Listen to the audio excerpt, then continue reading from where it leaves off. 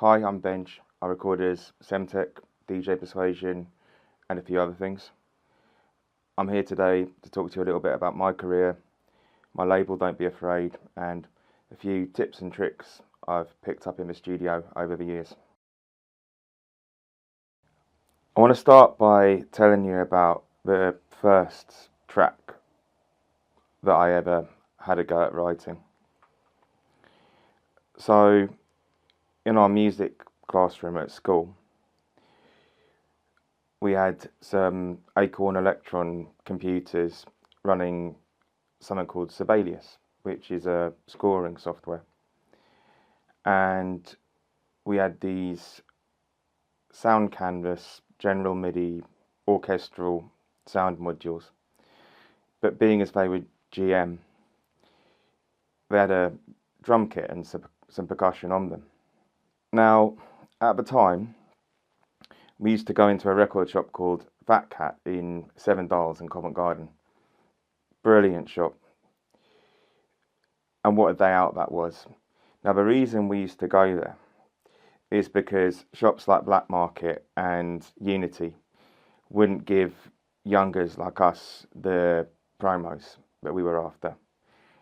So we'd go down on the Thursday and we'd try and get a tip off from Profile in Black Market, big up Clive, still doing it, as to what was in the vinyl distribution box.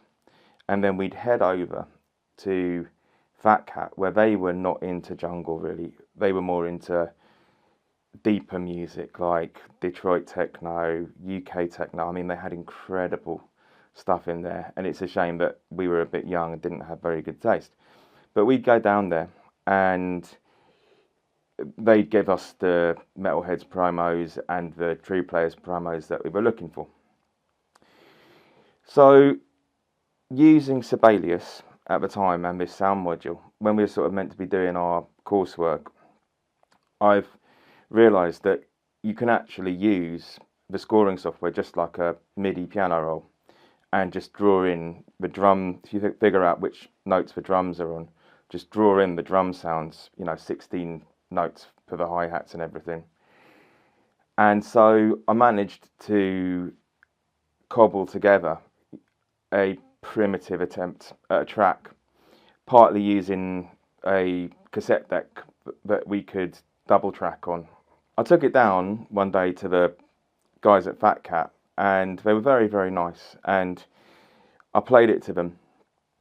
And they've listened to it. I think it only came out on the left hand side of the cassette because I'd done it slightly wrong, and they gave me a bit of a ribbing for that. Anyway, they were very, very nice, and they've listened to it, and so I got to the end of the track and the guy's gone, well, it's all right, but it's very cinematic. And I've always thought that was really good feedback.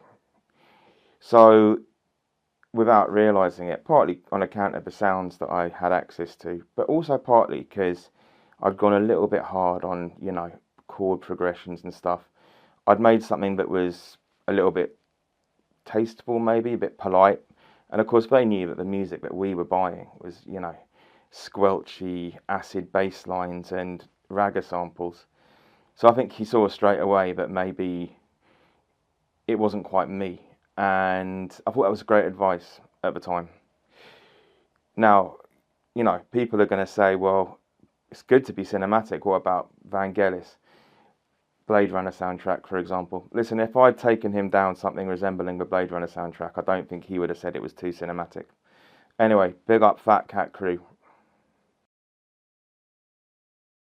I started Don't Be Afraid because I'd amassed a lot of music of my own, and the honest truth was that the idea of approaching people with demos really frightened me at the time. So I guess calling it Don't Be Afraid was a little bit to do with that, just get on with it kind of vibe. And that's what I did. The first few releases were, I think, exactly the same as most people's first few releases. Not bad, but I've always said this, a release that does well, like releases that do well, they all do well in the same way. They all tick certain boxes. But if your release is missing in just one of those areas, then there's a good chance it's going to bomb. And all of the first ones, they were lacking somewhere. By about the third release, I had almost had enough. And then I met a guy called Mr. Beatnick who played me some tracks that were really, really good. And, you know, they kind of put my efforts to shame. And Nick, who's a brilliant producer and highly underrated, persuaded me to put the tracks out, which we did. And that was sort of the point at which the label really got going, was with the Mr. Beatnick stuff. So yeah, big up Nick. The first releases that we had any success with were the Mr. Beatnick ones. Following that, I got in touch with an artist called M. Gunn. It's Manuel Gonzalez from Detroit. He'd had a record on Carl Hall's label that was stunning, and we agreed to put out some of his music. The combination of the Mr. Beatnick records, the M. Gunn records, and also artists like Photons, Alice, they got the label some attention. And I think, you know, we had a moment around the sort of 10th or 11th release, which was roughly 2013, where all eyes were on us. And then at that point, I started wondering where we fitted in a bit with what was going on. And I fell into the same trap that a lot of people fall in when your label's had a bit of heat, where you think, right, we can do anything. And I slightly overreached and over-diversified. I did the classic sub-labels, you know. You've got to be really, really big before you can have a sub-label that people connect with. On the other hand, we did manage to put out a series of asparagus-themed records that celebrated asparagus season, and they were very much loved at the time under the name Spargle Tracks. So I think, you know, it goes to show that, you know, if you have fun with it, then it's going to do well. If you're sending a demo to a label like mine, the first thing to bear in mind is that it's very difficult breaking new artists.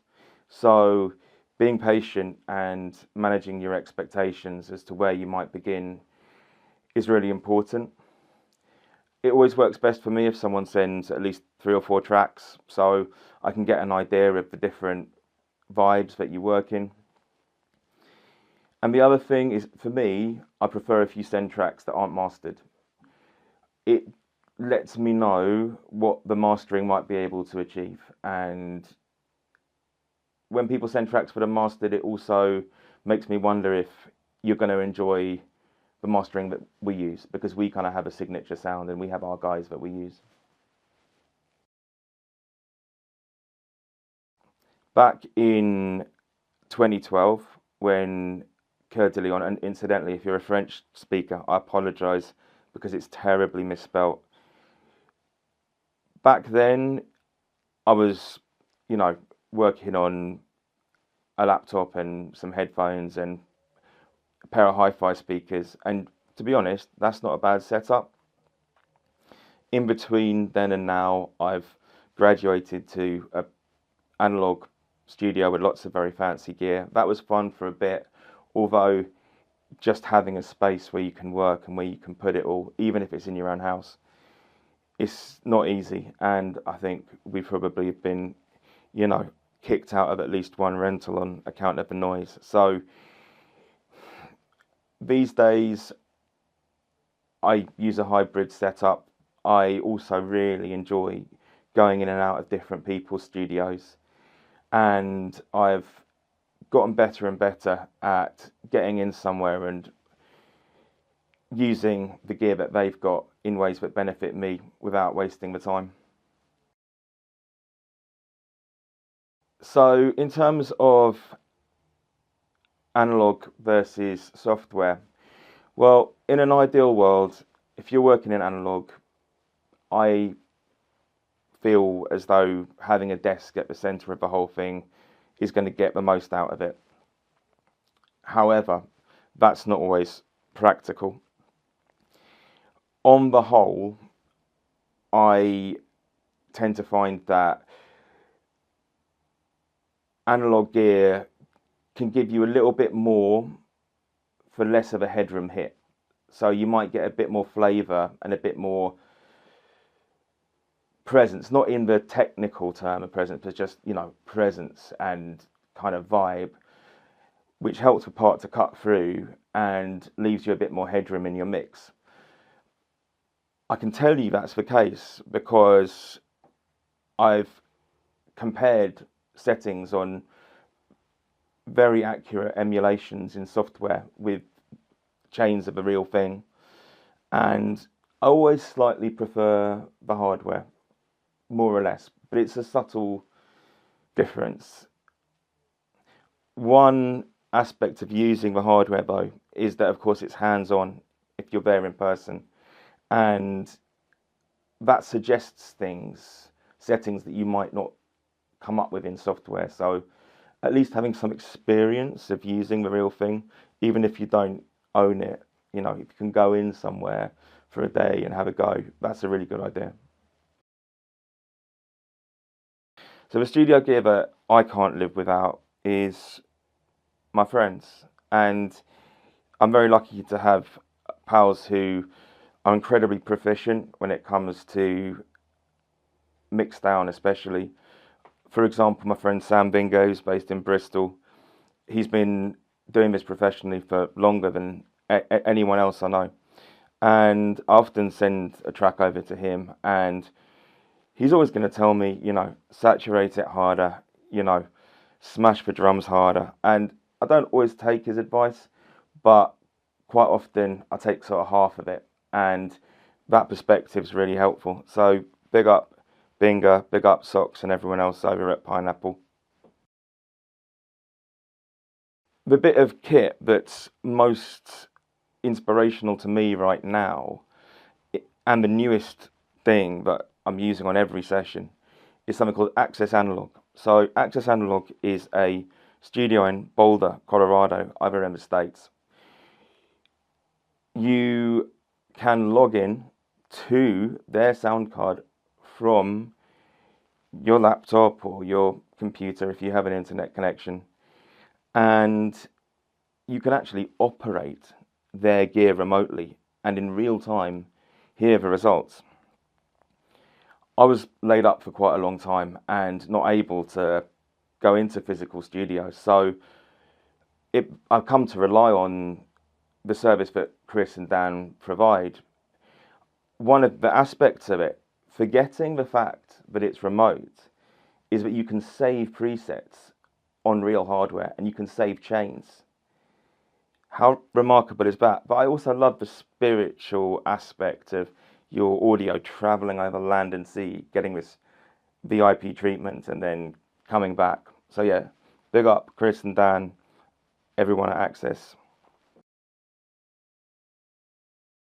If I could go back and give myself one tip as a producer from the very start, it's don't rely on the mastering to solve problems in your mix.